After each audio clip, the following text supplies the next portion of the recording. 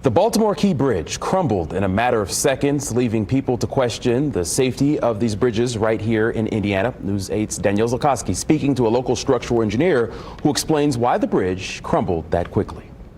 Truss bridges like the Francis Scott Key Bridge in Baltimore are known to be safe, but one structural engineer says it would be difficult to design a bridge that could take a direct hit from a ship that large. Thomas O'Fallon is a senior structural designer at Boswell Engineering. He stopped short of saying it would be impossible to design and build a bridge that would survive a hit from a modern-day cargo ship. Not that I'm aware of, or at least not easily. I mean, I would go with the answer that if you have enough money and enough materials, you can design pretty much anything, but there's no good way to do that on an economic basis. O'Fallon explains a truss bridge is made of 3 parts: the deck, where the cars drive, the trusses, which provide structural support, and the piers, which are the foundation. He says it's important to remember this ship took out an entire pier, which is a large part of the base of the bridge. Think about it as you're sitting on a chair and one of the legs of the chair gets kicked out and broken underneath you.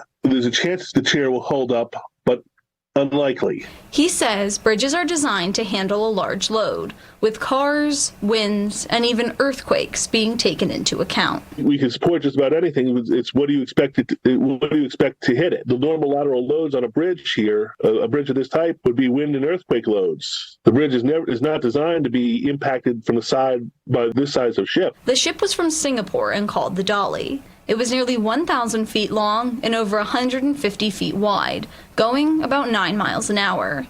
He says reinforcing the piers with wide concrete blocks could have helped, but it's impossible to know. Based on the size of the ship, it may not have been sufficient no matter what they put in there, short of almost an island around this pier. O'Fallon says this bridge was built in the 70s, and shipping vessels were smaller then. It's unclear if a slightly smaller ship would cause the same amount of damage. Experts estimate it will take months to clean this up. I'm Danielle Zulkowski for Wish TV, wishtv.com, and follow us on Facebook for updates.